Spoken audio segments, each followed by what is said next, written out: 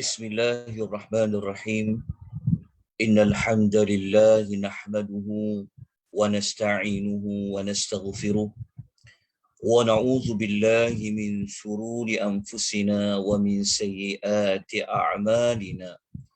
Man yahdihillahu fala mudilla lahu wa man yudlil fala hadiya lahu. Wa ashhadu an la ilaha illallah wahdahu la sharika lahu. وأشهد أن محمدا عبده ورسوله يا أيها الذين آمنوا اتقوا الله حق تقاته ولا تموتن إلا وأنتم مسلمون أما بعد فإن خير الحديث كتاب الله. Sesungguhnya sebaik-baik perkataan adalah kitab Allah. Wa khairul hadiyi hadiyu Muhammadin sallallahu alaihi wasallam.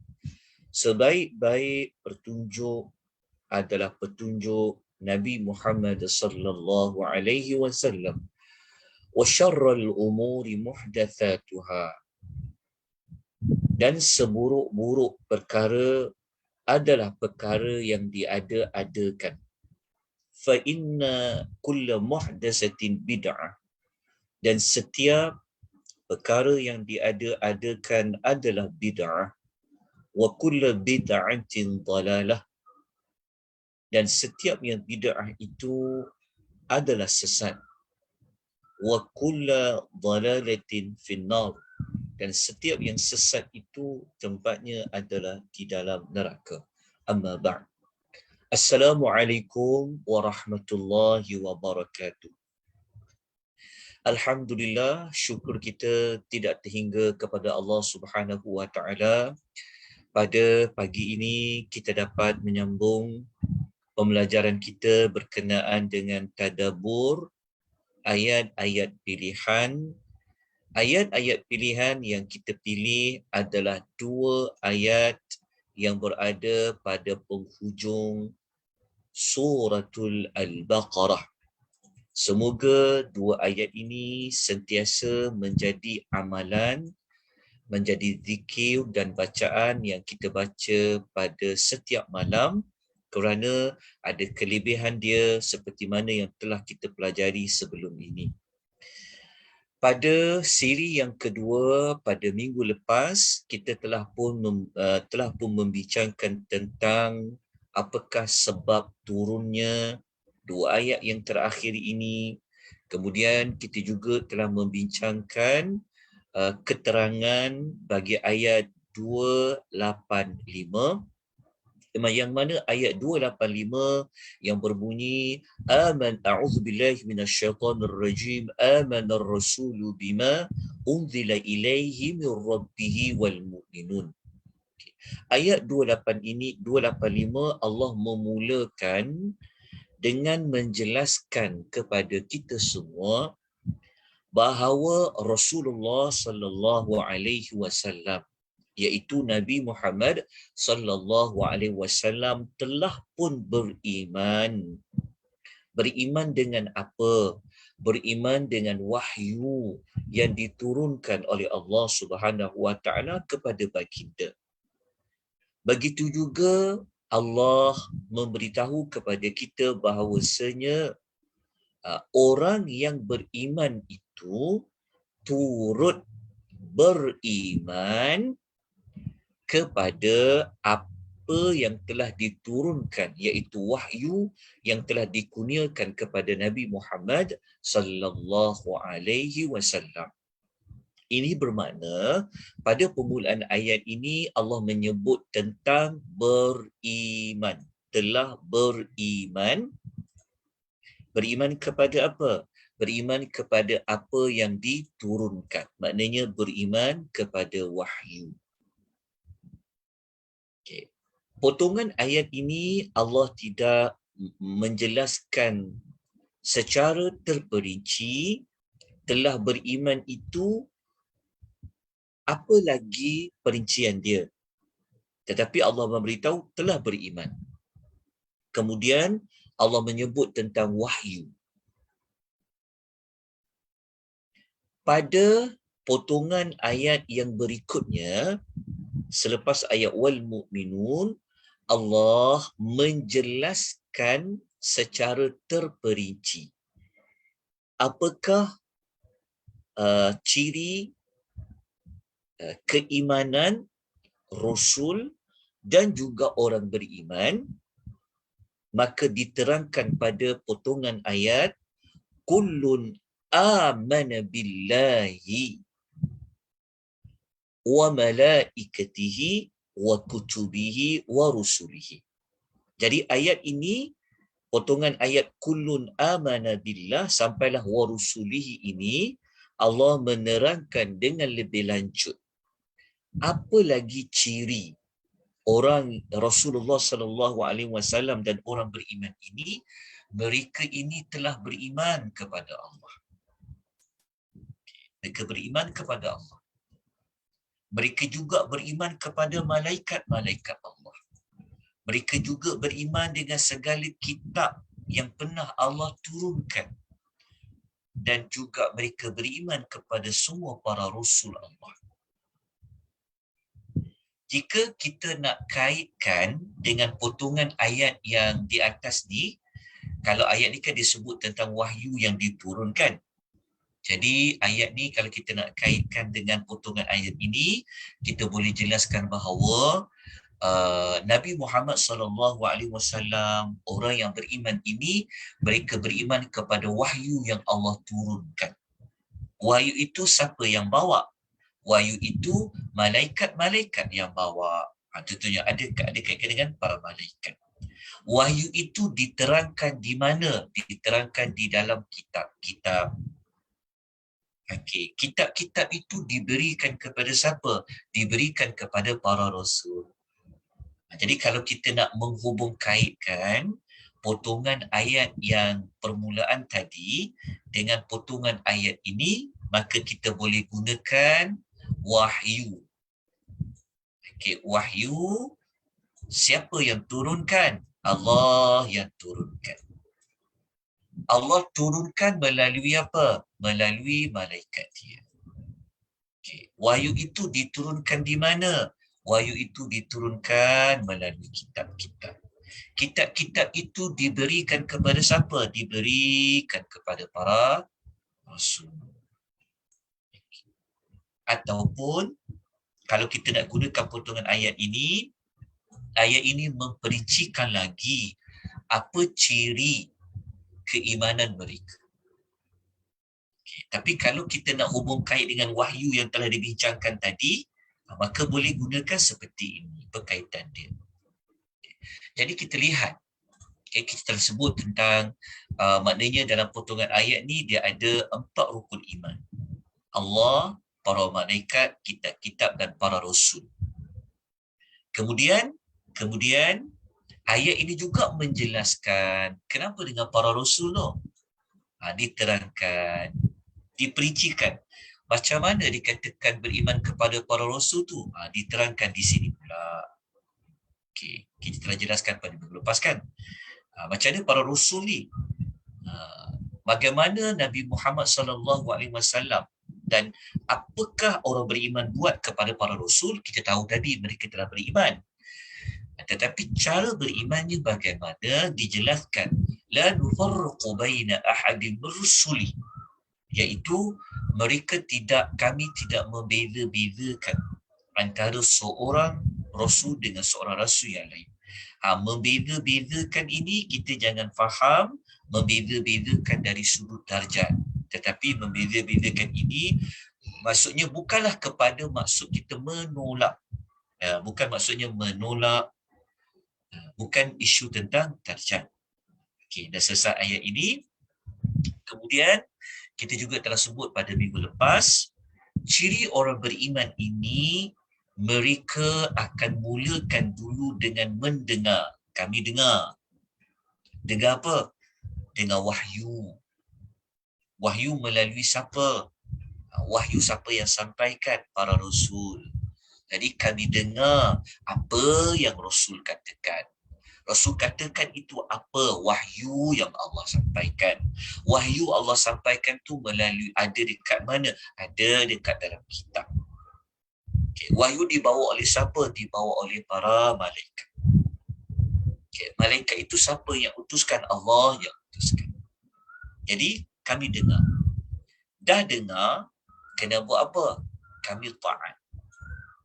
Ini bermaksud, kalau kita nak taat pada Allah, kalau kita nak jadi manusia yang taat pada Allah, maka kita kena ambil proses mendengar. Sebab kalau kita tidak dengar, kita nak taat apa kita tak tahu. Jadi tak boleh taat saja, tetapi kita tak dengar Al-Quran. Kita tak dengar wahyu. Jadi dia kena dengar dan taat.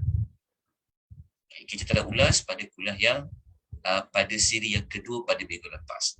Kemudian, kenapa lepas kata kami dengar, kami taat, menyebut tentang meminta keampunan kamu ya Rabb kami. Maksudnya, ampunilah kami wahai Rabb. Kenapa dekat sini minta ampun pula? Tapi tadi sebut kami dengar. Nak menunjukkan bahawasanya, kalau kita ulas pada minggu lepas, walaupun kita dah taat, okay, walaupun kita dah taat, ya, walaupun kita dah taat, tetapi kenapa kita minta ampun? Kerana ketaatan yang kita buat itu ada kalanya tidak sempurna. Ada kalanya tak cukup kepada syarat-syaratnya. Macam kita dengar dalam Quran, Allah kata dalam surah Al-Baqarah, Allah wajibkan kita semua berpuasa. Kita pun taat, kita pun buat. Tapi adakah puasa yang kita lakukan itu sempurna? Oleh kerana itulah kita kena selalu minta ampun kepada Allah Subhanahu wa ta'ala, kerana kita bimbang pada ibadat kita itu ada ketidaksempurnaan. Okay. Lepas kita sentiasa buat ibadat, kita dengar wahyu selalu, kita taat kerana kita telah dengar wahyu tadi. Wahyu itu juga daripada para rasul. Okay. Kita juga dengar Al-Quran, kita dengar hadis Nabi disampaikan, lepas tu kita taat. Sepanjang kita taat, kita selalu minta ampun. Kemudian kita diberikan peringatan bahawa wa ilaikal masir, dan kepadamu jualah kami kembali. Ini memberikan kita jawapan. Kenapa kita kena taat? Kenapa kita kena dengar? Kenapa kita tidak membezakan mana-mana para rasul? Mengapa kita kena beriman kepada Allah, kepada malaikat, kepada kitab-kitab, kepada para rasul? Kenapa? Kenapa kita kena menjadi hamba yang kita kena beriman kepada wahyu?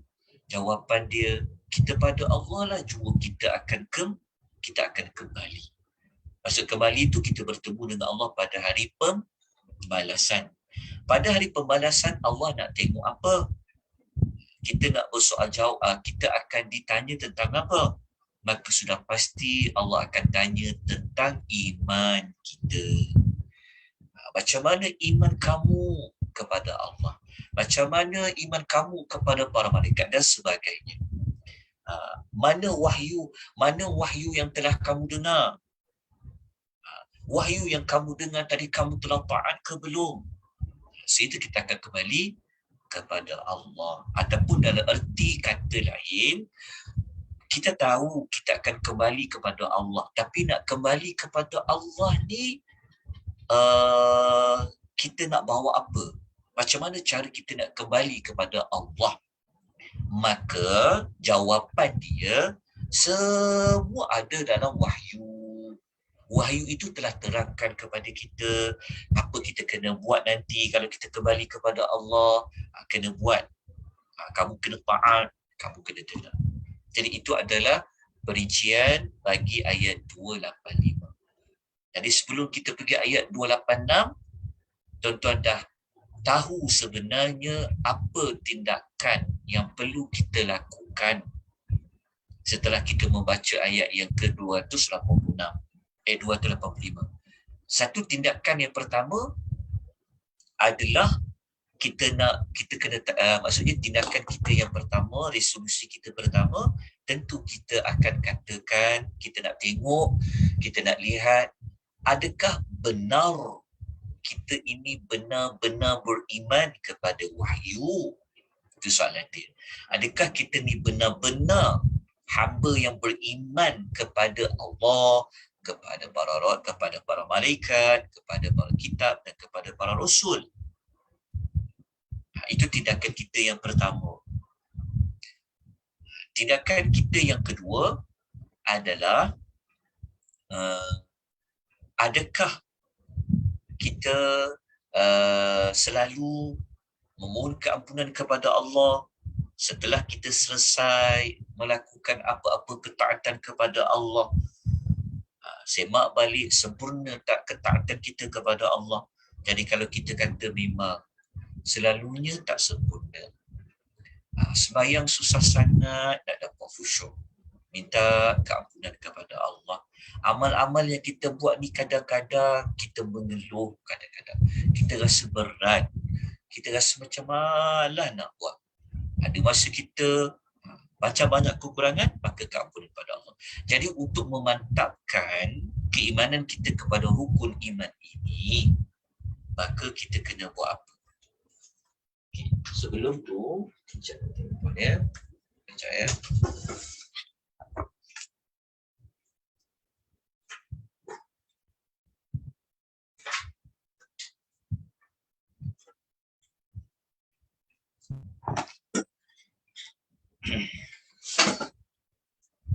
Sebelum itu, izinkan saya menjelaskan bahawa kenapa kita perlu perlu mendalami tentang rukun iman ini. Kerana kita nak mencari kesempurnaannya. Okay, dalam masa yang sama Nabi SAW memang perintahkan kepada kita supaya kita ni selalu memperbaharui iman. Pernah dengar tak hadis yang Nabi SAW suruh kita selalu perbaharui iman kita kepada Allah? Hadis riwayat Ahmad, hadis riwayat At-Tabrani. Pernah dengar tak hadis Nabi yang mana Abu Hurairah radhiyallahu anhu dia berkata, dia kata Rasulullah sallallahu alaihi wasallam bersabda, jaddidu imanakum.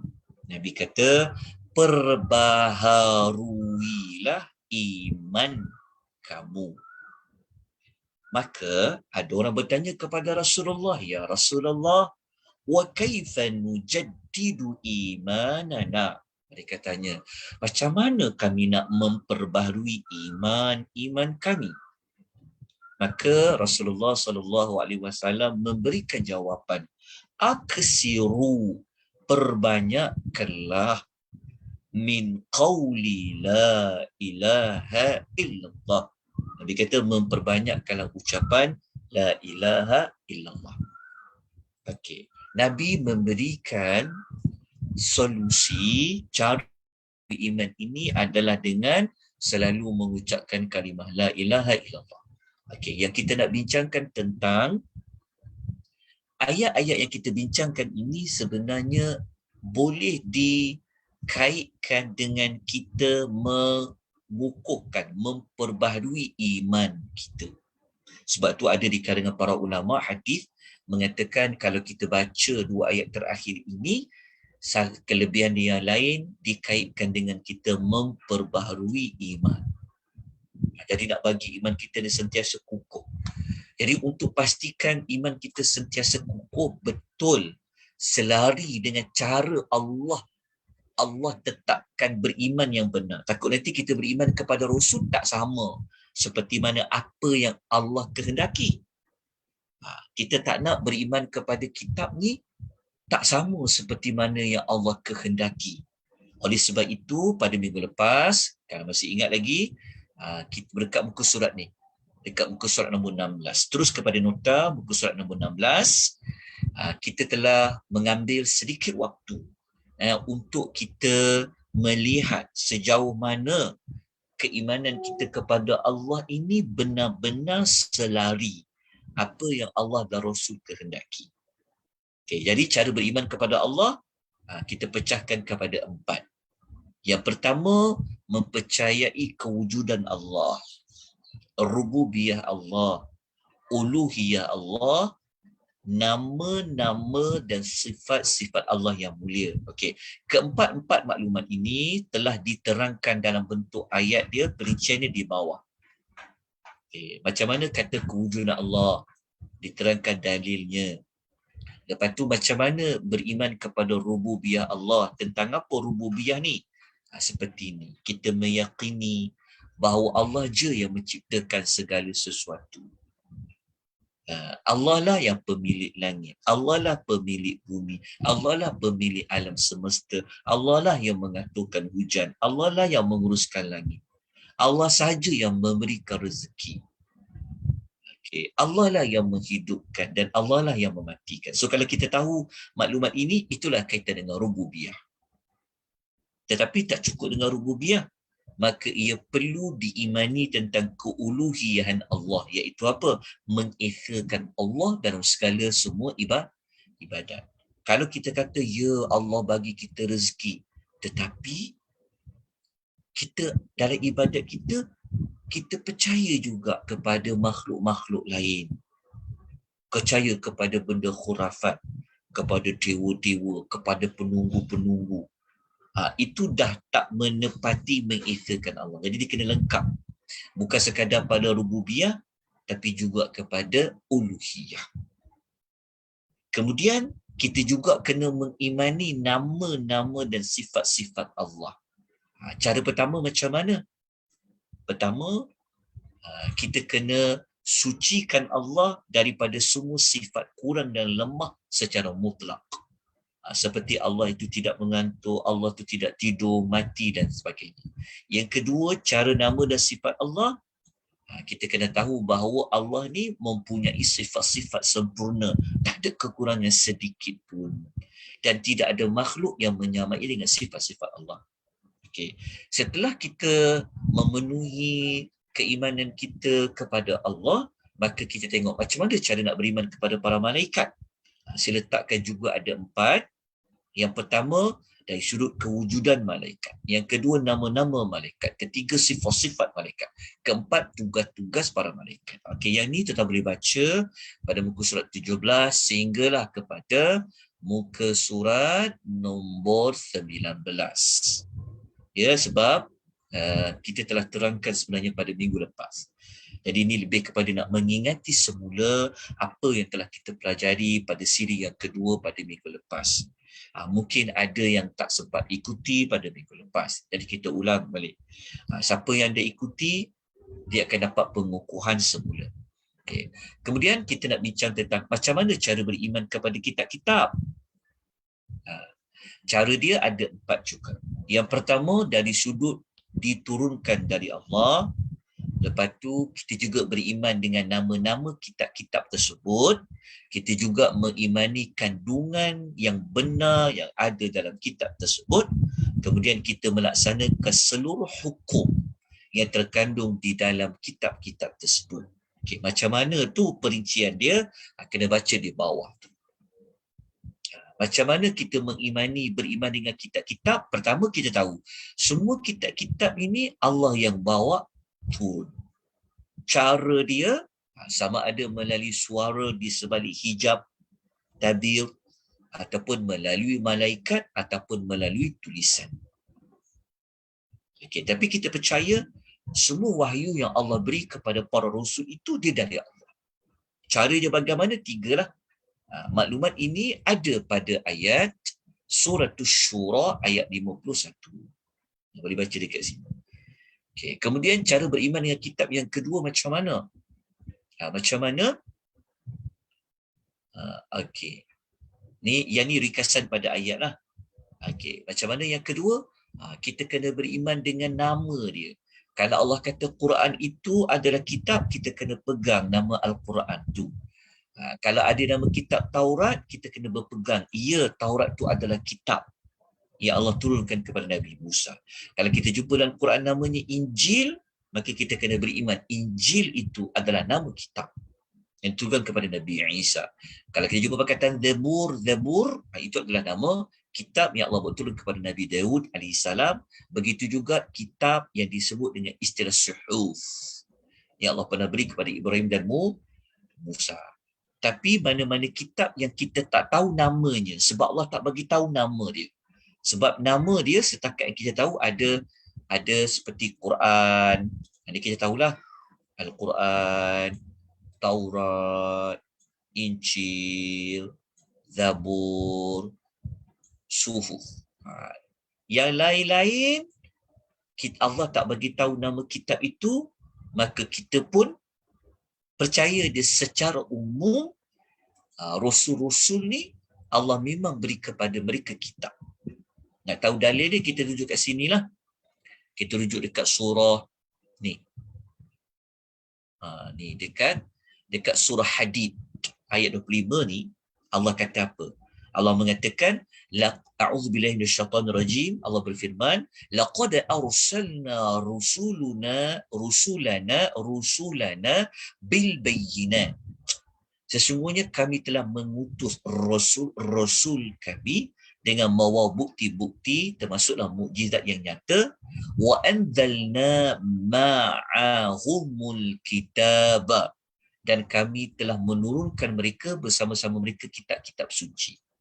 Tapi kitab-kitab tu Allah kata rasul yang Allah hantar, Allah bagi mereka kitab. Tapi kitab yang Allah beritahu kepada kita namanya, seperti kita sebut, yang lain tu kita buat macam mana? Kita mengimaninya secara global, maknanya secara umum.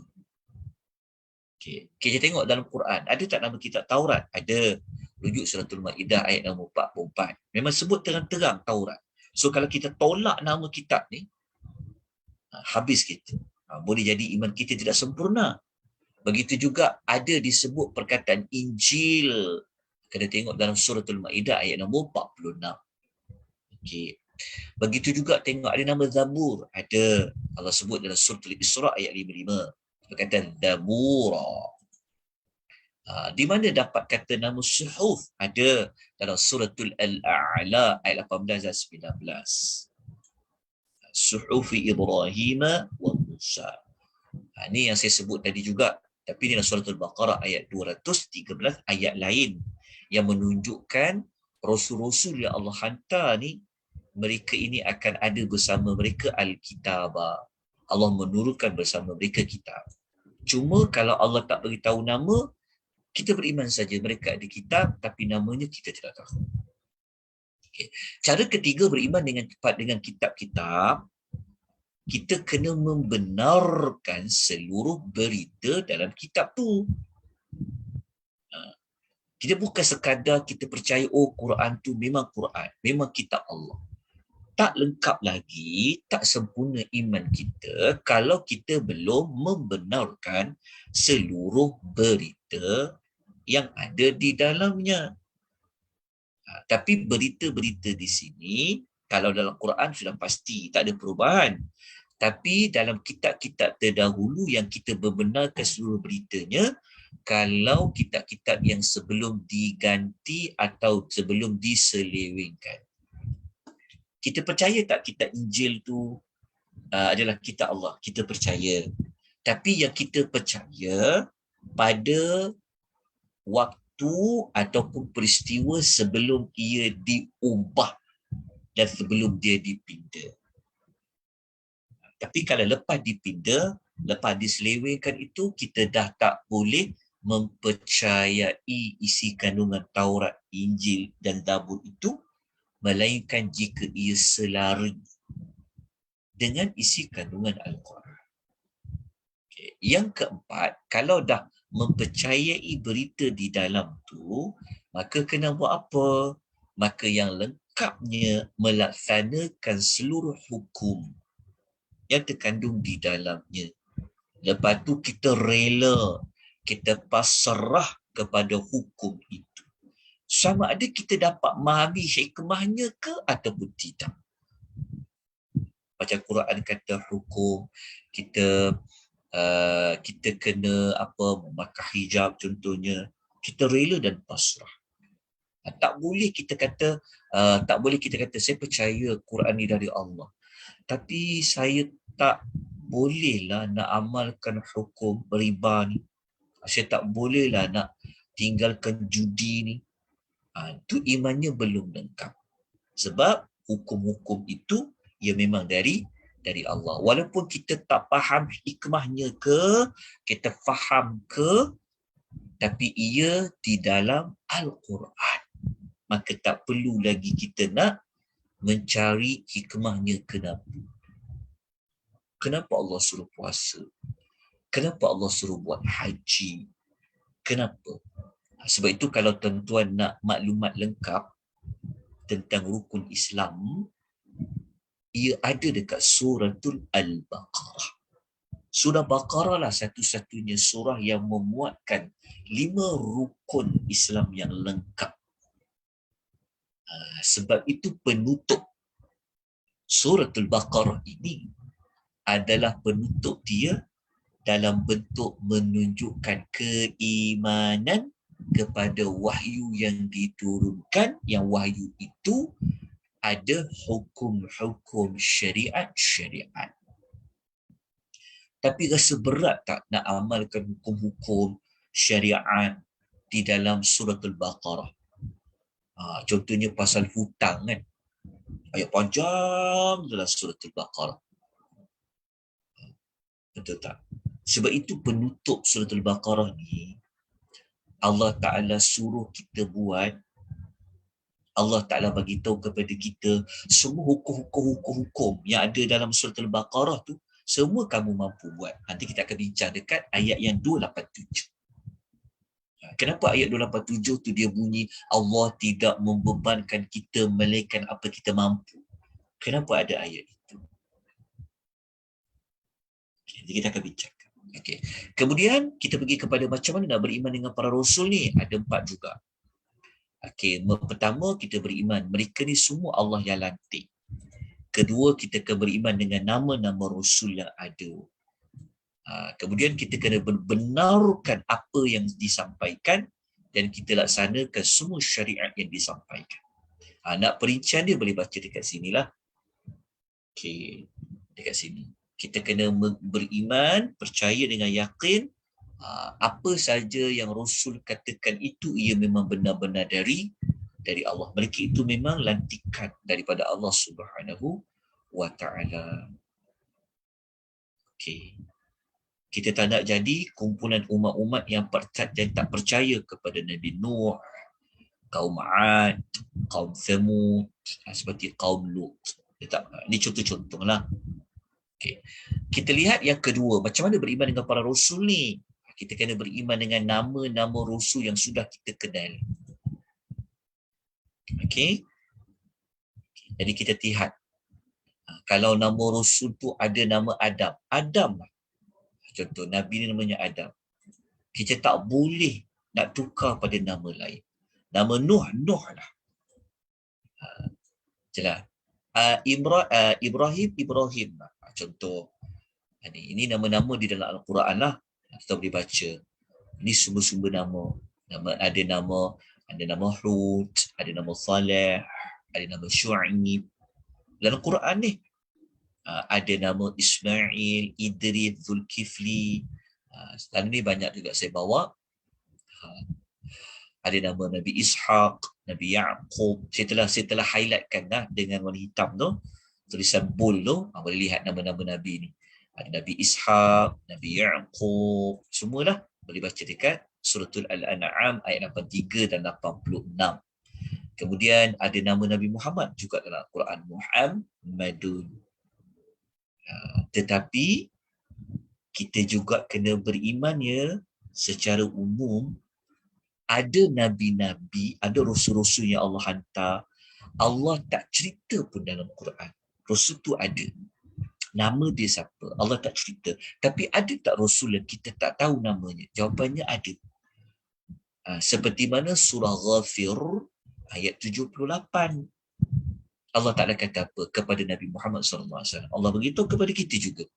وَلَقَدْ أَرْسَلْنَا رُسُلًا مِنْ قَبْلِكَ. Sesungguhnya kami telah mengutuskan beberapa rasul sebelum engkau, wahai Muhammad. Kenapa sebelum Nabi Muhammad? Sebab Rasulullah ni, Nabi Muhammad SAW, Rasul terakhir. Jadi sebelum Nabi Rasul terakhir, sudah ada rasul-rasul sebelum dia. Allah bahagikan dua. Allah kata, ada antara mereka yang kami ceritakan kisahnya kepada engkau. Tengok. Lepas tu, yang nombor dua, bahagian nombor dua, Allah kata, وَمِنْهُمْ مَنْ لَمْ نَقْصُصْ عَلَيْكَ. Dan ada pula antara mereka rasul-rasul itu kami tak cerita pun kepada engkau. Nampak tak ada dua jenis bahagian rasul? Yang satu Allah ceritakan. Cerita tu ada cerita yang panjang, macam kisah Nabi Yusuf satu surah. Ada rasul tu cerita dia banyak surah dalam Quran, macam kisah Nabi Musa. Ada rasul tu sebut nama dia je. Cerita dia tak ada. Ada juga. Ada rasul cerita dia Allah cerita dekat dalam Quran. Cerita dia sederhana je, pendek dia. Tapi ada rasul Allah Ta'ala tak cerita pun kepada Nabi Muhammad sallallahu alaihi wasallam. Tapi pernah tak Nabi pergi cari maklumat rasul-rasul yang tak pernah dicerita namanya siapa? Tak ada pun. Tapi kita je yang kadang-kadang beria nak cari nama-nama rasul yang Allah Ta'ala tidak ceritakan. Tapi kita tak pernah jumpa pun Nabi ni, dia pergi cari rasul-rasul yang Allah tak ceritakan nama dia siapa. Sebab Nabi beriman. Kalau Allah tak nak bagi tahu, Nabi pun takkan nak ambil tahu. Sebab Allah tak memberitahu kepadanya. Okey. Kemudian cara beriman kepada para rasul, kita kena membenarkan seluruh berita yang sahih riwayatnya. Sebab itu kalau tuan-tuan nak belajar kisah para rasul, nak tahu rasul ni kisah dia, jangan rujuk Quran je. Kena rujuk juga dalam hadis-hadis Nabi yang sahih. Ada banyak kisah para rasul dalam hadis yang tak ada dalam Quran. Kemudian melaksanakan seluruh syariat para rasul yang Allah yang diutuskan, khususnya Nabi Muhammad sallallahu alaihi wasallam. Okey, itu saya buat secara ringkas macam mana cara beriman kepada Allah, kepada para malaikat, kepada kitab dan juga kepada para rasul. Baik. Sekarang kita pergi kepada ayat 286. Jadi moga-moga kita dah jelas isi kandungan ayat 285. So kita dah pergi ayat 286. Okey, ayat nombor 286. Okey. Ayat 286 dalam nota, saya minta jasa baik tuan-tuan dan puan untuk membuka pada muka surat nombor, kita tengok nombor berapa ni ayat dia. Okey, sekejap. Okey, kita tengok muka surat nombor 9. Okey, cuba buka nota muka surat nombor 9. Okey, sebelum tu tuan-tuan boleh nampak nota yang saya paparkan? Jelaskan. Nampak? Alhamdulillah. Kalau tak tanya diam je semua orang kan. Alhamdulillah, khusyuk mendengar, fokus. Alhamdulillah. Okey, lepas tu saya kena tanya juga kadang-kadang. Okey, ketidak tanya, mana dia orang ni pergi? Itulah cara dalam online kan. Alhamdulillah. Okey, kita tengok ayat nombor 286 ya, keterangan ayat. Ni kita bermula dengan ni ayat dia. Keterangan ayat 286. Okay. Allah Subhanahu Wa Taala. Okay, ayat 286 ni tuan-tuan ya, ini adalah jawapan kepada pertemuan para sahabat kepada Nabi SAW yang kita telah belajar pada ayat 284. yang mana para sahabat kata mereka tak sanggup nak nak amalkan ayat 284 kalau melibatkan bab-bab hati, benda-benda yang terlintas dalam hati ni tak boleh kita nak elak ke benda terlintas dalam hati kan, kalau benda-benda buruk tadi. Maka Allah Ta'ala pun turunkan ayat yang menyebutkan tentang kisah para sahabat tadi itu. Maka Allah berfirman, a'udzubillahi minasyaitonirrajim, la yukallifullahu nafsan illa wus'aha. Okay, Allah mengatakan yang pertama, Allah sentiasa tidak membebankan. Yukallifu, Allah sentiasa tidak membebani seseorang. Nafsan tu seseorang. Illa, melainkan, wus'aha, apa yang terdaya olehnya. Okey, Allah tidak membebankan seseorang melainkan apa yang terdaya olehnya. So ayat ni selalu kita gunakan. Okey, selalu kita gunakan secara umum apa yang Allah tentukan dalam hidup kita. Apa saja syariat-syariat Allah, apa saja hukum hakam, apa saja pantang larang dalam agama ni, semuanya kita mampu buat. Okay, jadi kita lihat dulu tafsiran ayat dia apa sebenarnya. Maka Ibnu Katsir rahimahullah dalam tafsir dia mengatakan bahawa Allah Subhanahu wa taala tidak membebankan seseorang di luar kemampuannya. Kenapa Allah buat macam tu?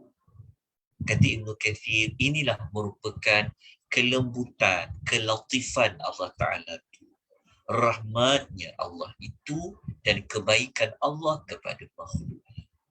Sepatutnya kita ni hamba kan. Kalau kita ni jadi hamba, sepatutnya kita tak boleh persoalkan apa tugas yang Allah nak bagi pada kita.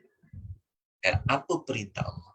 Tapi Allah Ta'ala ni, dia menunjukkan kasih sayangnya, kebaikannya, rahmatnya kepada kita dengan Allah Ta'ala bagi tahu bahawa kamu dalam hidup ni apa saja yang kamu kena buat, kamu kena tinggal, musibah yang berlaku kepada kamu, semuanya kamu mampu untuk melakukannya. Kamu mampu menghadapinya. Okay, jadi cuma dekat sini Ibnu Katsir tidak menerangkan apa yang Allah Ta'ala bebankan tu. Allah membani dalam bab apa? Okay, pertama, saya minta tuan tulis. Yang pertama, membebani ini merujuk kepada segala syariat Allah lah. Hukum hakam, perintah, larangan dan segala-galanya. Termasuklah musibah, apa yang Allah jadikan, kita mampu. Orang beriman ni, kalau dia beriman kan, dia akan boleh buat semua benda. Tak ada yang dia tak boleh buat. Dalam masa sama menunjukkan bahawa kalau tuan-tuan menghadapi masalah, menghadapi kesulitan, kan, musibah, itulah menunjukkan tahap iman kita. Kalau tuan-tuan rasa beratnya aku kena ni, itulah iman kita. Jadi kita akan dapat pujuk hati kita. Beratnya aku hadapi ni. Kan? Itu menunjukkan itulah tahap iman kita. Maknanya iman kita bagus tak? Kerana iman kita baguslah Allah bagi ujian yang berat. Sebab tu para rasul, mereka tak macam kita. Para rasul, kalau macam Nabi Muhammad, kita tahu kan Nabi SAW pernah sakit kena demam. Nabi kalau dia demam, 2 kali ganda dia demam pada kita.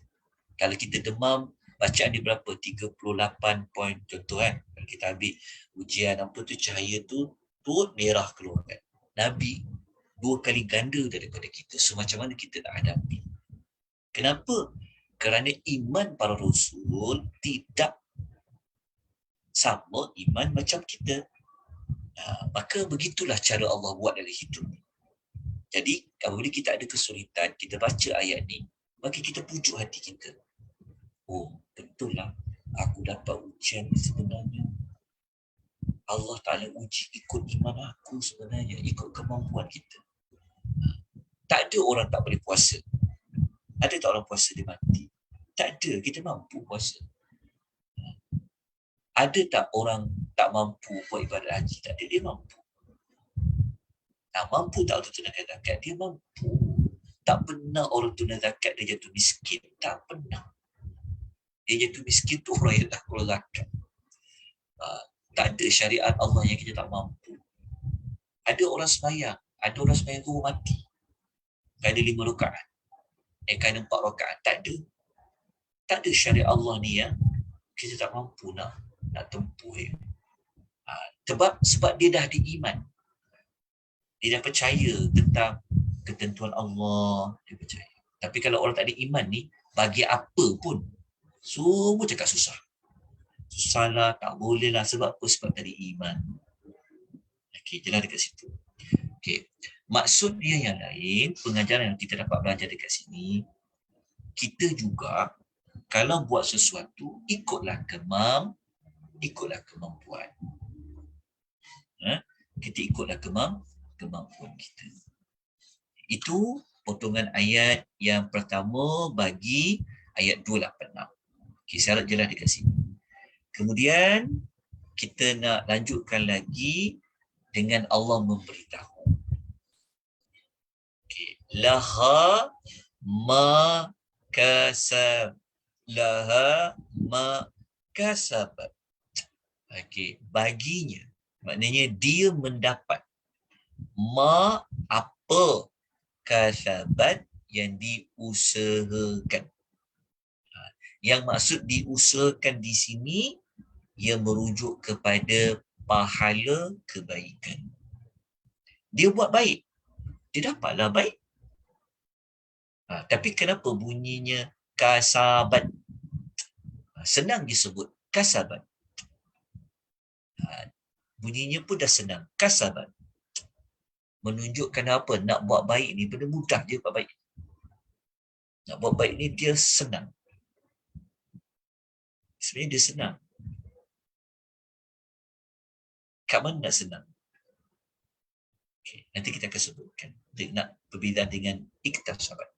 Okay, tapi ini dimasukkan, Allah kata, kalau dia usaha buat baik, dia dapatlah kebaikan tu. Okay. Menurut dalam tafsir Jalalain, yang dimasukkan kasabat ni adalah kebaikan lah. Dia dapatlah pahala. Okay. Potongan ayat yang berikutnya, wa'alaiha maktasabat. Dia juga akan menanggung apa yang diusahakan. Merujuk kepada apa? Merujuk kepada dosa. Siapa yang kata maktasabat ini dosa? Okay, kita tengok apa kata dalam tafsir Jalalain. Mengatakan demi dari kejahatan. Maksudnya dia menanggung dosa. Dekat sini. Kejahatan lah. Okay. Dekat sini, kalau kita tengok, bunyi dia sama je. Kan? Kasabat, iktasabat. Tapi kenapa dekat sini dosa? Kenapa sini kita kata dia iktasabat? Siapa boleh berikan jawapan dia? Kenapa dekat sini kasabat kita rujuk kepada pahala? Seperti mana dalam tafsir dan jalan lain, kalau iktasabat dikaitkan dengan dosa. Siapa boleh bantu saya menjelaskan perbezaan antara kasabat dengan iktasabat? Pernah tak diberi maklum tentang kasabat dengan iktasabat? Okey. Jawapan dia begini. Setakat yang saya rujuk lah. Mungkin ada yang lebih tahu. Okey, kalau kita tengok ayat ni kan, bezanya kat mana ejaan dia? Kasabat huruf silakan Kak. Apa Kak? Ada tambahan huruf ta. Ada tambahan huruf ta lagi. Tambahan huruf ta. Ni gunakan wazan ifta'ala. Okey. Okey. Kada tambah huruf ta kan? Okey. Alif ta kan? Iktasaba. Okey. Apa beza dia? Okey, dia begini. Kalau ada dipanggil kalau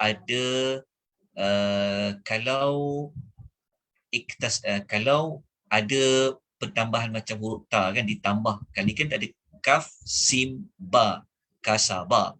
Dekat sini dia tambah huruf ta kan. Dia panggil iktasaba. Kenapa ditambah? Kalau kita belajar, makna sesuatu perkara itu akan bertambah jika ada huruf yang beza. Kalau ada pertambahan, maka pertambahanlah makna. Tahu tak maksudnya? Kasaba, usaha. Sepatutnya usaha. Betul. Iktasaba, sebenarnya usaha juga. Cuma usaha dalam ayat yang iktasaba ni usaha yang memerlukan lagi kepada kesungguhan. Dia payah nak buat sebenarnya.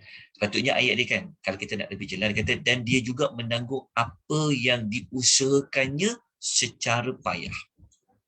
Sepatutnya. Ayat dia secara payah. Secara payah tu dimaksudnya adalah kejahatan. Dia memerlukan kepada kesungguhan nak buat jahat tu.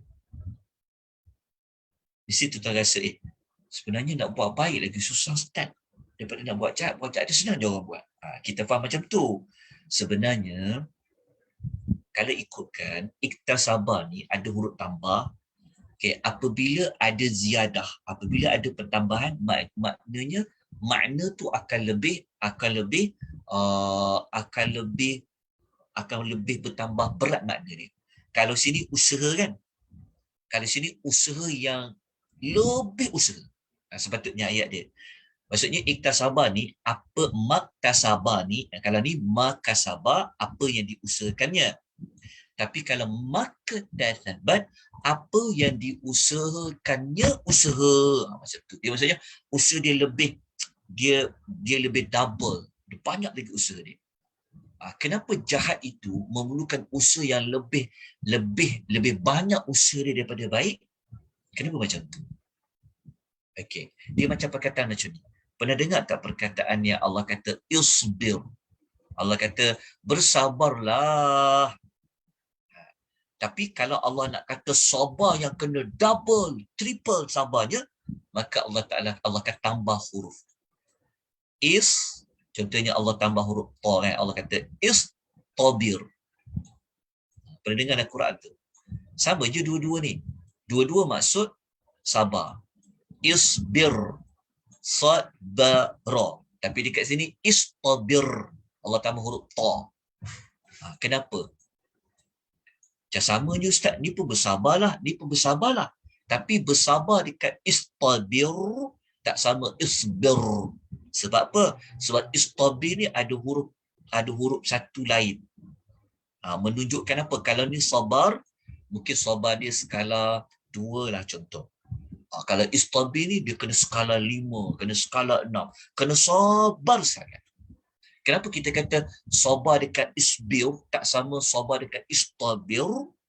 Kerana ada perbezaan huruf dia. Begitu juga dengan kasaba, dengan iktasaba. Nak sebut iktasaba pun payah. Kan maktasabat. Kalau ni cepat je. Kasabat. Makasabat. Kat sini maktasabat. Dia kan lama, macam panjang sikit dia punya tempoh masa tu. Tapi dia sudut makna apa yang diusahakan secara payah. Mesti kita rasa macam tak jalan lagi lah Ustaz. Kenapa baik ni jadi macam cepat je bunyi dia. Maka sabar. Nak menunjukkan usaha baik ni dia buat cepat je. Tapi kenapa buat jahat ni dia perlukan fikir panjang. Dia perlu macam payah nak buat. Sebenarnya para ulama membincangkan benda salah ni sebenarnya dia akan, saya nak tanya, salah ni kalau kita buat dia seronok ke kita jadi susah hati nak buat. Yang meresahkan jiwa, Ustaz. Contoh, kita buat salah apa yang kita tahu dia salah. Kita akan jadi macam serba salah kan. Kita rasa serba salah, jiwa kita rasa tak tenang. Ada tak orang dia buat salah, dia buat dosa, dia rasa tenang. Dia rasa macam dosa tu, tak apalah. Kecuali kalau hati dia matilah. Betul tak? Kita macam kita contoh, kita terbuka aib orang. Kita tercerita pasal orang, astagfirullah. Kita tanggung salah tu jadi macam, hati kita jadi rusing tau. Dia jadi macam berat je kita rasa salah tadi tu. Tapi kalau kita buat baik, sedekah, tak masalah. Tenang je kita. Ada tak orang buat baik dia rasa tak tenang? Dia rasa, kenapa kau susah hati ni? Kita tanya kat kawan kita. Tadi aku telah tolong orang. Tak ada orang yang buat baik, hati dia rasa macam, dia rasa bersalah tolong orang. Tak ada sebenarnya. Kenapa kau rasa tak tenang? Tadi aku solat lah. Tak ada. Kalau kita sesati apa? Alamak, aku tak solat lagi. Aku tak solat lah tadi. Siapa yang puasa dengan dia tak puasa kalau wajib kan? Dia rasa mana lebih tenang? Sebenarnya yang dia dah buat. Sebab itu buat benda baik ni dia senang. Dia menyenangkan. Tapi buat benda jahat ni dia rasa salah, dia rasa berat. Sebab apa? Sebab dia bertentangan dengan fitrah kita. Dia bertentangan dengan hati kita sebenarnya. Sebab tu salah satu bentuk ukur dosa ni, kita boleh ukur dengan jiwa kita. Kalau kita rasa malu nak buat, kalau kita rasa macam beratnya nak buat, itulah sebenarnya tanda benda tu dosa. Kita malu orang lain tahu. Siapa malu kalau orang tahu dia solat fardu? Siapa malu kalau orang tahu dia baca Quran? Ke dia malu? Nampak beza kan? Itulah menunjukkan kepada mana ayat ni. Kenapa dekat sini maktasabat merujuk dosa? Dibincangkan dari sudut penggunaan perkataan dia. Bunyinya sama, kasabat juga. Cuma ada pertambahan makna dia. Okey, jelas di sini. Okey. Kita teruskan dengan ayat yang berikutnya. Ada doa dekat sini. Ada doa dia. Okey. Ada apa-apa penjelasan lain nak ditambah? Kalau tuan-tuan pernah mengetahui perbezaan kasabat dengan iktasabat, silakan tuan-tuan perempuan. Mungkin kita boleh bantu rakan-rakan kita lain termasuk saya sendiri nak dapatkan perkongsian dari tuan-tuan perempuan.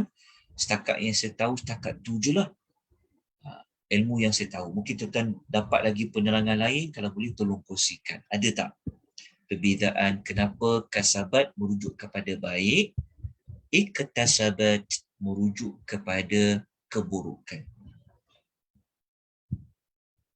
Ada tak? Boleh kongsikan? Okey, kalau tak ada, kita teruskan dengan potongan ayat yang berikutnya. Okey. Ayat yang berikutnya, Allah Subhanahu wa taala berfirman, inilah yang kita nak kata jawapan. Inilah sebenarnya maksudnya kita nak cari hikmah tentang kenapa penutup surah surah Al-Baqarah ni dia doa bentuk macam ni. Saya tak faham maksud saya. Kenapa ayat terakhir surah Baqarah ni dia berbentuk minta kepada Allah, janganlah hukum kami ya Allah kalau kami lupa ke, kalau kami tersalah ke. Kenapa doa dia berbunyi seperti itu? Kenapa doa dia macam ya Allah beri rezeki ke ya Allah kan? Tapi kenapa ayat dia berbentuk macam kita minta Allah maafkanlah apa-apa yang kita dah buat? Kenapa bunyinya seperti itu? Kata para ulama, sebenarnya surah Baqarah ni adalah, kita tahulah, surah paling panjang sekali dalam Quran kan. Lepas tu surah Baqarah ni adalah dia banyak hukum hakam. Surah yang paling lengkap tentang rukun Islam dekat surah Baqarah. Pasal puasa dekat Baqarah. Pasal haji ada dekat Baqarah. Pasal zakat dekat Baqarah. Pasal hutang dekat Baqarah. Betul tak? Pasal rumah tangga ada dekat Baqarah. Macam-macam hukum. Tapi kita ni kalaulah semua hukum hakam dalam Al-Baqarah tu Allah hisap kita di akhirat, ya Allah. Saya tak tahulah nak cakap. Kalau saya, peribadi saya, Allah akan tanya daripada kita balik sampai kita nanti akhir umur hidup kita.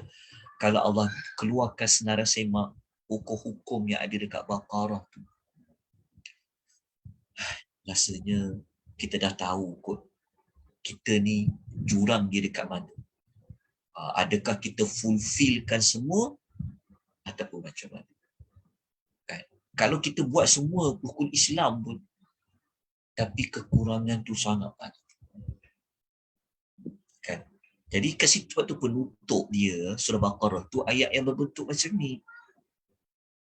Okey, macam mana tu kita tengok doa yang kita pinta kepada Allah Azza wa Jalla. Rabbana la tu'akhidna in nasina aw akhtana. Wahai Rabb kami, la tu'akhidna, janganlah engkau mengambil kami. Dekat sini tu'akhidna maknanya janganlah engkau menghukum kami. Kat sini kan ayat dia, janganlah engkau hukum kami ya Allah, jangan kau bagi balasan kepada kami ya Allah. Kenapa kita kata pada Allah, ya Allah janganlah hukum kami? Kenapa? Kerana ayat-ayat sebelum ni kan banyak hukum-hukum hakam. Kalau Allah tanya kita pasal hutang pun kita dah tak boleh jawab. Allah tanya pasal hubungan kekeluargaan pun kita dah tak boleh jawab. Tapi kita minta pada Allah penutup dia, jangan hukum kami ya Allah. Dalam bab apa? Innesina, jika kami terlupa. Ataupun akhtana, kalau kami tersalah. Bukan ayat tu jika kami buat lupa. Ataupun ayat tu kami buat salah. Bukan maksudnya macam tu. Maksudnya kita dah cuba buat, tapi ada lagi kita terlupa nak buat. Ataupun kita cuba tinggalkan larangan Allah tu, tapi kita terbuat juga. Jadi apa maksud terlupa? Apa maksud tersalah? Kata Ibnu Katsir, dia kata, iaitu jika kami meninggalkan sesuatu kewajiban atau meninggalkan sesuatu kewajiban, atau kami mengerjakan suatu perkara yang haram. Dari dua sudut. Kan? Allah suruh kita buat kewajipan. Macam saya kata tadilah, jikalah Allah cuba keluarkan senarai hukum hakam yang ada dekat surah Al-Baqarah tu disenaraikan, kita buat senarai semak, kita tulis kiri kanan dia. Dah buat ke belum? Kalau kita senaraikan tu, kewajipan-kewajipan tu ada tak yang kita tertinggal? Yang kita tak buat lagi sedangkan Allah minta kita buat? Ataupun Allah minta kita tinggalkan, kita buat tak? Jadi dalam dua perkara ini, kita bimbang, kita tinggal. Ataupun kita buat benda yang Allah haram, sama ada kita disebabkan kita terlupa nak buat yang Allah suruh, ataupun kita buat benda yang haram itu kerana kita tak tahu bahawa benda tu tak boleh nak buat. Faham tak maksudnya? Dan dalam bab kewajipan, Allah perintahkan kita macam-macam kita kena buat dekat dalam Al-Baqarah. Tapi ada tak yang kita tak buat? Jadi kita kata pada Allah, ya Allah, dalam semua kewajipan yang engkau perintahkan aku buat, kalau aku terlupa ya Allah, janganlah hukum aku ya Allah. Tapi saya guna aku tu nak dekat-dekatkan dengan diri kita lah. Jadi kalau kita hukumkan, kan, kita kata, ya Allah, kalau ada mana-mana kewajipan yang engkau perintahkan wajib kami buat, Kalau kami belum buat lagi, ya Allah, disebabkan kami terlupa nak buat, jangan hukum kami, ya Allah. Begitu juga, ya Allah, kalau ada benda-benda larangan yang engkau larang kami buat, engkau larang kami buat, tapi kami terbuat juga disebabkan kami tak tahu pun benda tu tak boleh buat, maka janganlah hukum kami, ya Allah. Okay. Inilah erti isi kandungan doa yang pertama. Kalau tuan-tuan nak tengok contoh hukum apa kan, ambil 5 ayat pertama Al-Baqarah pun kita tahu dah jawapan dia. Seperti mana Allah Ta'ala kata kita kena solat, kita kena menginfakkan harta kita, termasuk keseluruhan ayat-ayat yang lain. Okay, jadi ini adalah doa yang pertama yang kita titipkan setiap hari. Sebab tu kena baca dia setiap hari ayat ni pada setiap malam. Supaya kalau kita dah tak dapat, kalau Allah Ta'ala matikan kita, tapi kita tiap-tiap malam kita baca, kita selalu minta Allah Ta'ala jangan hukum kita. Kalau apa kita terlupa ataupun kita tersalah buat benda yang Allah Ta'ala tak bagi kita buat, ataupun kita terlupa nak kerjakan apa-apa yang wajib kita lakukan. Okay. Jadi kalau tuan faham ayat maksud ni, erti kata doa ini, sebab itu elok untuk kita baca dia pada setiap malam, seperti mana kita telah belajar kelebihan bagi 2 ayat terakhir suratul Al-Baqarah ini. Perempuan yang Allah rahmati, lagi Allah kasih sekalian, insya-Allah minggu depan kita akan buat siri yang terakhir untuk siri yang keempat, siri terakhir untuk kita bincangkan ayat 286 ini bersama dengan tindakan sebelum kita memasuki bulan Ramadan. Jadi kita berhenti di sini pada keterangan ayat bagi doa Rabbana yang pertama. Jadi moga-moga kita sudah dapat maklumat hubung kait mengapakah doa-doa seperti ini dia berada pada ayat yang terakhir sekali di dalam suratul Al-Baqarah. Dia ada banyak jawapan yang sama juga. Nanti kita akan belajar 10 ayat terakhir Ali Imran. Itu nanti kita akan belajar kemudian. Kita akan belajar ayat-ayat akhir je. Bagi kelas anjuran Biro Agama Felkra Berhad. Sebab majlis ilmu kita pada pagi ini adalah anjuran Biro Agama Felkra Berhad. Tajuk besar dia adalah tadabbur ayat-ayat pilihan. Ayat pilihan yang telah kita selesai tadabbur, mula-mula dulu kalau ingat, kita tadabbur ayat tentang bulan-bulan haram. Kita tadabbur surah Taubah. Satu ayat. Lepas tu, silibus yang berikutnya, kita telah tadabbur satu ayat dalam suratul Baqarah, iaitu ayatul kursi. Kali ini, kita bincang 2 ayat. Ayat 285, 286. Dalam modul yang berikutnya, pada kita belajar ni, mungkin kita akan belajar ayat terakhir surah Taubah, ataupun kita ambil ayat-ayat terakhir dalam surah Ali Imran. InsyaAllah. Jadi saya berhenti di sini. Jadi kalau tuan-tuan ada sebarang penambahan maklumat, silakan. Jika ada mana-mana kemusykilan, pertanyaan pun dialu-alukan untuk mengemukakan. Mana-mana yang saya boleh jawab ataupun ada pihak lain boleh jawab pun sangat dialu-alukan. Silakan tuan-tuan perempuan. Ada apa-apa pertanyaan, boleh ikuti. Ada siapa-siapa yang belum dapat nota, tolong maklumkan. Okay. Ada? Ustaz, Ya. perkataan iktasabat tadi tu dia memberi isyarat membuat dosa tu susah sebab sebenarnya dia melawan naluri ataupun fitrah orang manusia, sebab tu jadi susah sebenarnya, sebab tu dia guna iktasabat. Itulah yang kita sebut tadi tu. Dia Dia susah. ya. Sebab itu kalau nak lebih jelas lagi, ada dalam himpunan hadis 40 An-Nawawi tentang dosa. Dosa tu cara nak ukur dia, nak tahu benda tu dosa, dia melibatkan pada diri kita. Sekejap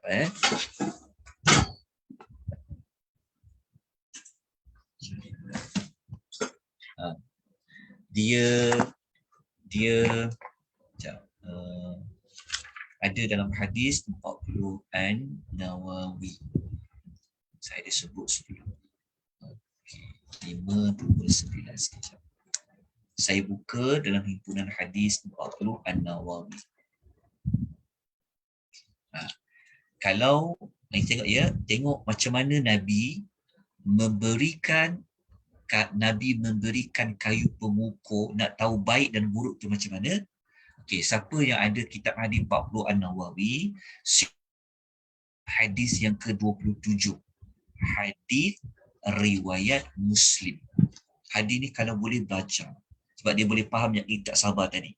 Tadi Kak cakap kenapa dia bunyi iktasabat, kan bunyi dia pun nak sebut dia pun dah berat kan. Ada pertambahan huruf ta tadi tu sebab dia melanggar naluri kita, fitrah kita. Jawapan dia memang benar. Sebab apa? Okey, kalau kita rujuk dalam hadis riwayat Muslim dalam himpunan hadis-hadis 40 yang dikarang oleh Al-Imam An-Nawawi, hadis nombor 27, ada satu sahabat namanya Nawas bin Sam'an radhiyallahu anhu. Dia pernah tanya kepada Rasulullah. Dia tanya soalan apa? Dia tanya soalan tentang al-birri wal ithmi. Dia tanya tentang kebaikan dan juga tentang dosa. Dia tanya dua. Dia tanya tentang kebaikan dan dosa. Lalu Nabi jawab apa? Nabi kata al-birru husnul khuluqi.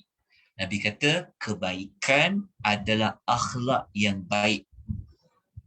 Okey, kalau kita baca dalam hadis lain, ini kisah sahabat lain pula tanya. Kalau dia tanya tentang kebaikan, Nabi jawab apa? Dia jawab, Nabi kata kebaikan tu apa? Nabi kata istafti qalbaka. Nabi kata kebaikan tu adalah dia kata bukan. Nabi kata albirru matma'annat ilaihi nafsu wa tama'anna ilaihi alqalbu. Nabi kata baik ni kayu pengukurnya pada hati dan jiwa. Nabi kata kebaikan ialah apa yang membuat engkau tenteram jiwa dan membawa engkau tenang hati. Lepas tu Nabi kata dosa tu kayu pengukur dia apa? Nabi kata wal ithmu, dan dosa itu adalah ma haka fi sadrika, apa yang membuat engkau bimbang, engkau ragu hatimu. Kan kita tak secepat semudah nak buat baik sebab kita tahu dia baik. Tapi kalau jahat ni, hati kita berbelah bagi. Lepas tu Nabi kata wa karihta ayyattali'a alaihi nasu, dan engkau tidak suka dilihat atau diketahui oleh manusia. Siapa suka orang tahu dia buat dosa? Tak, kalau boleh semua nak sorok kan. Betul. Kita jangan kita tunjuk. Tapi kenapa kita malu orang tahu? Kenapa malu? Sebab malu tu lagi dosa. Benda tu dosa. Itu Nabi bagi dua. Nabi bagi dua. Dalam hadis pertama, Nabi sebut dua cara. Dosa tu kau ragu-ragu kau nak buat dia. Kau fikir nak buat. Hatimu dia rasa berat nak buat. Lepas tu kau tak suka orang lain tahu. Okay, dalam hadis yang lain, Nabi kata dosa tu apa? Nabi kata wa taraddada fi sadri. Nabi kata dosa itu ialah apa sahaja yang mengguncangkan di jiwamu dan meragukan di dadamu. Macam disebut tadi lah, kita ragu-ragu nak buat. Kita rasa berat nak buat. Sebab kita tahu ni salah ni, Allah tak bagi. Itu tandanya itu benda tu dosa. Okey, itu jawapan tadi. Okey, terima kasih ke atas maklumat tambahan. Okey, terima kasih kepada yang berkongsikan maklumat tentang hadis Nawas tu. Okey, betul. Daripada Wabisah bin Ma'bad. Okey, Kak ambil hadis ni kat mana, Kak? Kat Google. Kat Google. Betul tu, hadis tu betul. Hadis yang saya baca tu lah. Hadis 46. Itulah jawapan dia tadi. Okey, ada pertanyaan lain, penambahan maklumat lain tentang perempuan? Assalamualaikum Ustaz, nak tanya. Waalaikumsalam warahmatullahi wabarakatuh. Ya, Puan. Kita kata seseorang tu dia tak tanggung dosa orang lain. Betul. Okay. Saya bagi example, misalan kan, seorang isteri yang kata tak pakai tudung, adakah suami dia tanggung dosa dia ataupun macam mana selepas dia bagi tahu kepada isteri dia? Macam simple lah, something yang kita mungkin tengok hari-hari kan. Okay. Maksudnya adakah suami tu menanggung dosa isterinya yang tak tutup aurat? Okey, tak. Dia tidak menanggung dosa isterinya yang menutup aurat. Tak menutup aurat, maksud saya kan tadi kita kata seseorang tu dia tak tanggung dosa orang lain kan. Okey, betul. Jadi dalam keadaan situasi yang macam tu, macam mana tu Ustaz? Situasi yang macam tu, seperti yang Kak sebut tadi tu, betul lah. Maksud dia dah tegur, dia dah sampaikan tanggungjawab dia tak tanggung lah. Dia tak tanggung lagi dosa isterinya. Tapi dia digalakkan untuk sentiasa menegur. Begitu juga dosa pada anak-anak. Kalau anak-anak tu dah baligh, kita suruh dia solat, dia tak nak solat, dia lah tanggung dosa dia. Kita cuma akan menanggung dosa pada kalau kita tidak menegur, kita tidak memberikan tunjuk ajar. Sebab tu hak dia sebagai anak mendapat tunjuk ajar. Tapi setelah tegur, setelah diberi tunjuk ajar, dah cari ustaz, dah ajar tata sekolah, dah bagi tahu, tapi dia tak nak buat, itu dia lah tanggung. Bukan kita yang menanggung dosa. Hujah paling mudah. Ada tak orang-orang umat Nabi yang dia buat syirik walaupun Nabi dah tegur? Ada kan? Bapa saudara Nabi sendiri tidak mengucapkan kalimah la ilaha illallah. Adakah Nabi akan tanggung dosa bapa saudara dia? Adakah Nabi Ibrahim akan menanggung dosa bapa dia tak beriman? Adakah Nabi Nuh akan menanggung dosa isteri dia? Yang kita tahu Nabi Nuh, isteri dia masuk neraka. Nabi Lut, isteri dia masuk neraka. Adakah Nabi Lut akan menanggung dosa isterinya?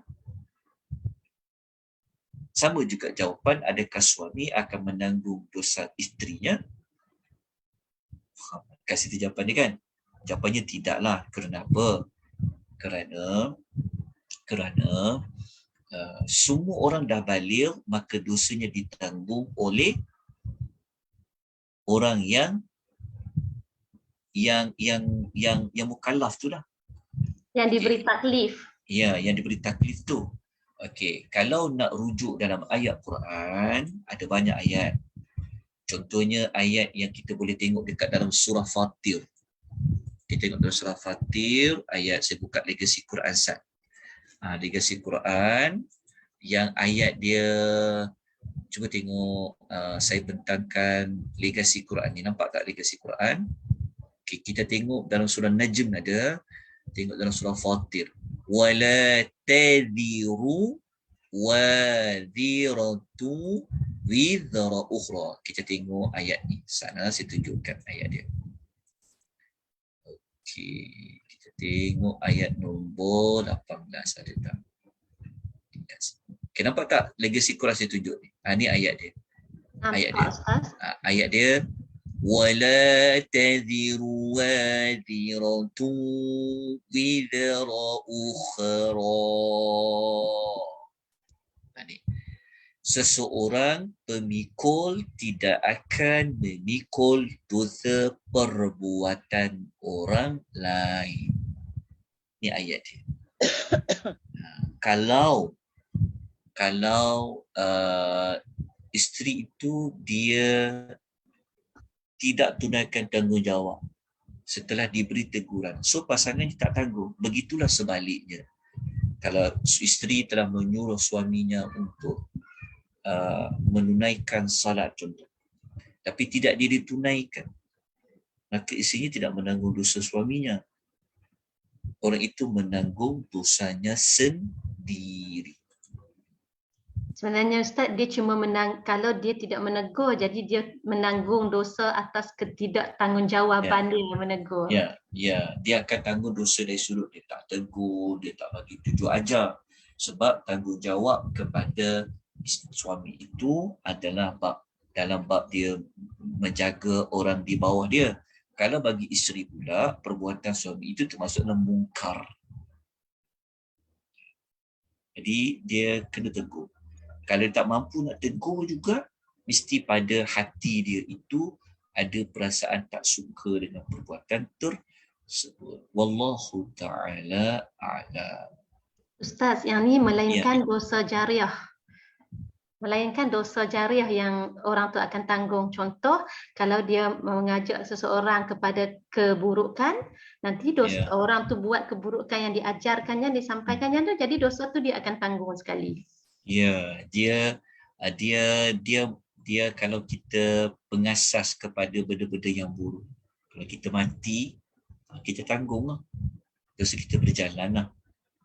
Dia bawa dosa menyesatkan orang, mengajak orang kepada keburukan. Begitulah kalau kebaikan. Kalau kebaikan, bagus. Kalau kitalah pencetus kepada kebaikan itu, maka kita akan dapat pahala kita buat sunnah yang baik. Pahala kita berjalan sampai bila-bila. Yang tu yang dipanggil ilmu yang bermanfaat kan, yang disampaikan. Itu salah satu daripada. Okay. Ada pertanyaan lain? Jelas tak tentang yang tu? Tentang persoalan yang dikemukakan tadi. Jadi kita dengan Allah kita terlepaslah. Kita dah tunaikan tanggungjawab. Tuan-tuan, dalam bab iman dia tak boleh diwarisi. Tak semestinya pak dia ustaz, mak dia ustaz, anak dia tu pun nampak jadi macam orang soleh. Tak. Bukti dia daripada kisah-kisah Al-Quran lah. Kan Nabi Nuh sendiri, anak dia tak nak beriman. Jadi kita janganlah kita nak hukum orang. Ayah je ustaz, mak je ustaz, anak ya Allah perangai. Jangan kita hukum macam tu, sebab mungkin mak dia dah telah selesaikan, bapa dia. Kita dengar banyak cerita benar pun. Kan, ayah dia ulama tapi anak dia tak pun. Jadi kita tak boleh hukum mak dengan ayah dengan mak dia gagal. Kalau kita hukum macam tu, Nabi pun gagal, Nabi Nuh pun gagal, Nabi Lut pun gagal pasal isteri dia sendiri. Betul, kita jangan pelik. Kita jangan pelik kalau dia orang baik tapi suami dia sebaliknya. Begitu juga dengan sebaliknya. Tak faham Macam kisah isteri Firaun. Macam tu juga. Sebab iman ni dia tak boleh diwarisi. Cuma kita bertanggungjawab dan ahli keluarga kita untuk menegur. Gagal dan berjaya itu bukan lihat kepada hasil, tapi kepada usahanya. Usaha kita. Kita jangan ingat dalam dakwah ni, dalam menegur ni, bukan pada perubahan orang. Perubahan orang tu, hidayah tu adalah Allah yang nak bagi. Dia berubah tak berubah tu isu nombor 2. Ikut tak ikut isu nombor 2. Isu pertama, kita dah usaha tak untuk kita memberikan teguran. Okay. Kalau kita baca dalam surah At-Taghabun, memang pasangan ni jadi fitnah. Jadi musuh lagi. Rasa Taghabun tu Tuhan kata, isteri kamu menjadi musuh kamu, anak-anak kamu menjadi musuh kamu. Orang sekeliling kita ni semua ujian bagi kita. Di situ saja yang mampu saya memberikan penjelasan Allah Ta'ala. Baik, ada apa-apa lagi nak ditambah? Ada soalan lain? Okey. Ustaz, Ya. macam Ya. dengan ada para ustaz yang menyebarkan hadis palsu. Jadi sesiapa yang kita yang mendengar ni macam mana? Iyalah tu. Okey. Ya. Pertama, orang yang ada ilmu sudah pasti tak sama ukurannya dengan orang yang tak ada ilmu. Orang ada ilmu tu adalah para ustaz, para pengajar, tenaga pengajar lah. Kita orang awam, kita memang bergantung kepada apa yang guru kita ajar, betul tak? Guru kita ajar. Jadi kalau kita tak tahu, tapi kita lakukan ikut hadis palsu tu ajar, kita tak tahu pun. Tapi dengan niat kita, itu sunnah. Kita duk faham, itu sunnah. Tapi itu hadis palsu. Kita betul. tak tahu. Okay. Kita tak tahu. Ada contoh tak Puan Fuziah? Contoh. Macam baru-baru ni nisfu Syaban kan? Ya. Yang orang kata baca doa-doa tertentu. Ya. Tapi tak ada hadis yang khusus mengatakan yang kita kena amalkan sesuatu. Itulah, macam itulah. Tapi kadang-kadang kita tak tahu sebab kita tak tahu, tapi bila kita dengar, kita rasa nak buat yang mana satu. Ada ustaz cakap macam ni, ada ustaz cakap macam tu. Jadi kita orang awam ni jadi confused. Ya. Dia cara dia mudah je. Dia sebab tu dia ada dalam kita mengaji, dalam bab kita tutur ilmu, kita kena tahu metodologi. Dia bukan pada siapa penyampai tu. Dia famous ke, dia tak famous ke, dia terkenal ke tak kenal, itu isu dua. Isu pertama adalah pada macam mana metodologi dia dalam menyampaikan maklumat. Metodologi tu maksud dia, kalau dia apa sandaran yang dia gunakan. Contoh dia kata, okey, kita digalakkan untuk membaca 3 kali Yasin pada nisfu Syaban. Okey, itu amalan dia. Tapi metodologinya, kalau kita nak buat sesuatu bentuk ibadah, kita perlu rujuk siapa? Mesti rujuk Nabi. Betul tak? Kena ada dalil, Ustaz. Kalau kita rujuk Nabi SAW, kita mesti kena ada hadis. Okey. Kalau ustaz tu kata ada hadis, okey. Dah kata ada hadis, persoalan berikutnya yang akan muncul, kami nak tahu status hadis tu pula.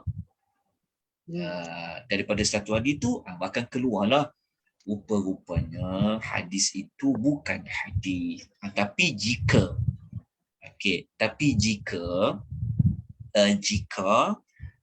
jika kita selama ni kita duk sangka betul sunnah Nabi, tapi kita buat, Allah tetap bagi pahala pada sangkaan kita tu.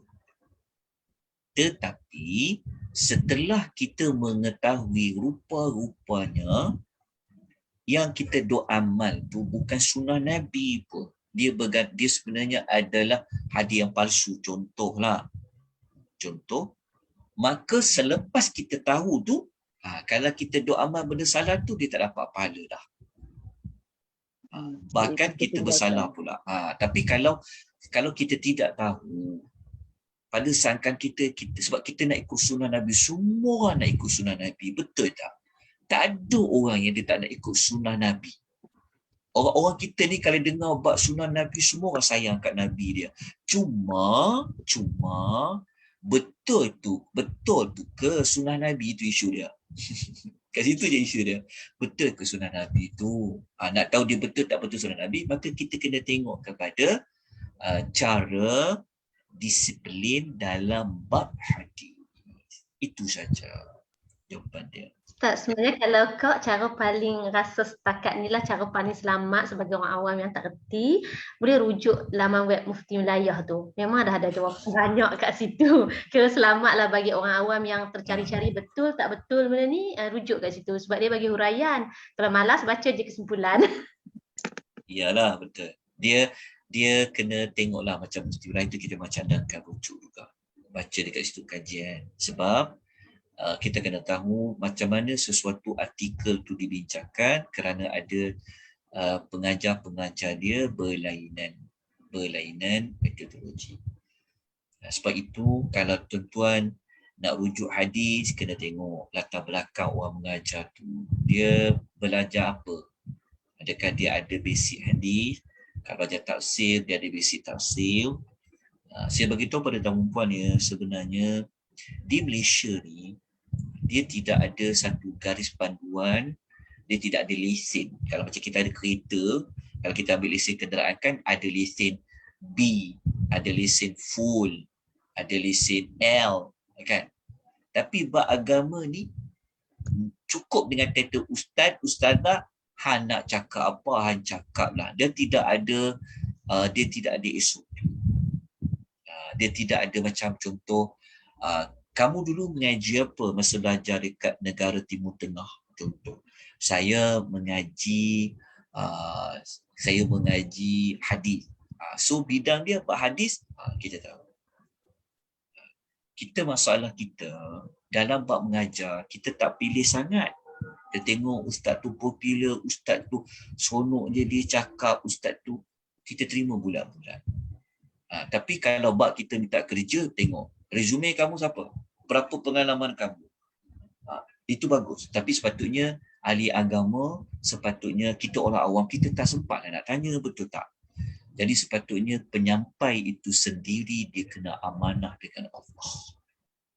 Dia sendiri kena amanah dengan Allah. Kalau tidak nanti di akhirat Allah akan tanya dekat guru-guru yang mengajar. Kita orang awam, kita mungkin terlepaslah. Tapi guru-guru yang mengajar. Dia sepatutnya mengajar ilmu Allah ni sepatutnya berat sebenarnya. Bukan benda yang ringan. Dia kena amanah betul. Kalau dia tak tahu, dia cakap dia tak tahu. Tapi jangan malu-malulah, cakap je. Ni bukan bidang saya, bab hadis ni, nanti saya rujuk. Tak salah pun. Jadi itulah di antara jenayah yang banyak berlaku kat Malaysia ni, bukan jenayah rasuah je. Jenayah jual agama pun banyak. jenayah menyebarkan hadis-hadis yang tak sahih pun banyak. Jenayah ilmiah, jenayah ilmu ni sangat banyak. Tapi siapa yang nak ambil peduli? Kecuali orang-orang yang memang dia betul-betul dia amanah. Jadi soalan puan tadi tu, kalau kita dah tahu, kita kena tinggal lah. Tapi kalau kita tak tahu, pada sangkaan kita, selama ni kita ingat dia sunnah, maka Allah tetap bagi pahala kepada kita di atas pengetahuan kita tadi. Tapi setelah dia beritahu, kita jangan lagi lah sandarkan hadis tu kepada Nabi SAW. Ustaz, satu lagi untuk hadis kebiasaannya kalau kau nak cari, kau akan pergi dekat semokhadis.com. Okey, hadis.com. Okey. Semokhadis.com, dia boleh search banyak dalam tu yang dia masukkan. Hadis tu betul ke palsu ke dhaif ke apa, sahih ke, semua ada dalam tu. Okey. Ada yang tanya soalan, dia kata kalau kita dah cakap baca Yasin tu tak ada dalil, tapi dia cakap benda baik, takkan berdosa kan? Buat kerana Allah. Apa kita nak respon? Okey. Pertama, isu bab Yasin tadi isu Yasin tadi tu, saya tak maulah bincang dari sudut boleh tak baca Yasin, tak baca Yasin. Jawapan dia, kalau dia niat umum, ni pandangan peribadi saya, Allah suruh kita baca Quran. Quran ni boleh baca bila-bila. malam nisfu Syaban boleh, malam pertengahan bulan Rejab boleh, pertengahan Ramadan boleh, pertengahan Syawal boleh. Boleh tak? Boleh. Secara umum bacalah Quran. Jika kita yang baca Quran tu pada malam tu sebab kita tahu Yasin saja, tak apalah, bacalah Yasin. Betul. Tapi yang salah jika kita mengkaitkan, menghubungkan amalan tersebut kepada Rasul. Yang ni yang kita tentang. Kita bukan menentang amalan membaca itu. Secara umum baca Quran bila-bila boleh. Kita pegang begitu. Yang akan menjadi isu bid'ah, isu yang tak boleh mengada-adakan dalam agama, jika kita kata perbuatan mengkhususkan membaca itu baik. Yang itu jadi salah. Sebab orang yang berautoriti, yang menentukan amalan itu baik ke tak baik adalah Rasul. Berdasarkan kepada wahyu. Baik bukan pada ukuran kita, tapi pada ukuran siapa. Nak kata hukum baik tu, siapa hakim yang boleh menentukan amalan tu baik? Ustaz kita kah? Guru kita kah? Ataupun siapa? Rasulullah. Tentulah jawapan Rasulullah. Okey, tapi secara umum, ingat ya, dalam bab ni kita kena perincikan. Kena perincikan.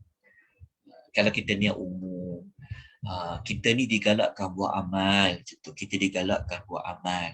Jadi kita kata amal yang terbaik nak isi apa waktu malam tu? Baca Quran. Kita kata makcik pandai baca apa? Makcik pandai baca Yasin, Ustaz. Makcik lancar. Tak apalah, makcik bacalah Yasin. Cara umumnya tak apa. Tapi jangan kita menspesifikkan amalan itu bagus kalau saya baca Yasin. Contoh. Tak boleh. Itu salah. Tapi kalau kita kata saya baca Yasin ni kerana itulah ibadat yang mampu saya buat. Saya lancar baca Quran, saya baca surah tu je saya tahu. Boleh tak? Jawapannya boleh lah.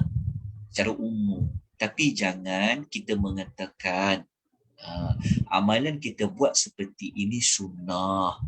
Amalan kita buat seperti ini baik. Kalau kita kata dia baik baca Quran, kenapa kau tak baca surah Baqarah? Kenapa tak baca Baqarah? Kenapa nak kena baca Yasin? Kat situ pun orang tu dia pun akan tak dapat jawab. Jadi secara umum kita kata boleh isikan malam-malam dengan Quran, bacalah. Cuma saya sebut tadi, jangan mengkaitkan amalan tersebut dengan Nabi, jangan mengkaitkan amalan tersebut dengan sunnah. Itu saja.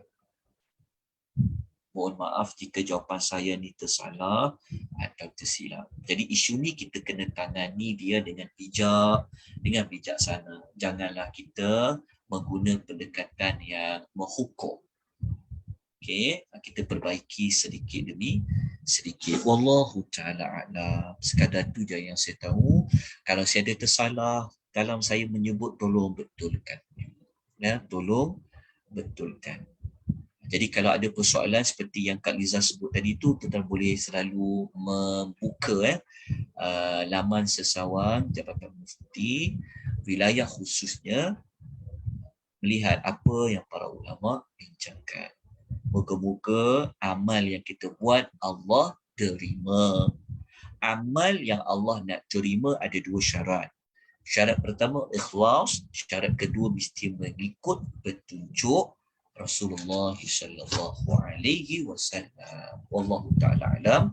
Kita pada pukul 12 kita ucapkan ribuan terima kasih dengan doa yang kita bacakan. Jazakumullahu khaira kepada penganjur kita, Biro Agama Felkra Berhad. Semoga Biro Agama Felkra Berhad, termasuklah pengurusan Felkra, Allah Ta'ala sentiasa memberikan rahmat, Allah sentiasa mempermudahkan segala urusan, Allah sentiasa memberkati apa sahaja perkara-perkara kebaikan yang hendak dilakukan. Begitu juga kepada tentera perempuan yang terlibat secara langsung, tidak secara langsung. Saya ucapkan jazakumullahu khaira, barakallahu fikum. Aqulu qawli hadza wa astaghfirullahal azim wa billahi taufiq wal hidayah. Wassalamualaikum warahmatullahi wabarakatuh. Jazakallah Ustaz. Assalamualaikum.